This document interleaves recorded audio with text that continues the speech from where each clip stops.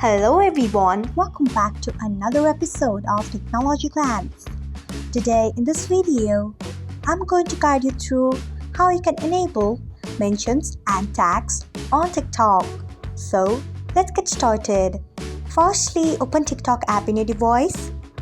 Then tap on your profile icon if you haven't. Next, tap on three lines icon. After that, tap on settings and privacy.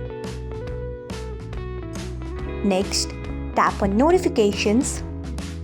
Then you can see the option of mentions and tags. Turn on it by tapping on it.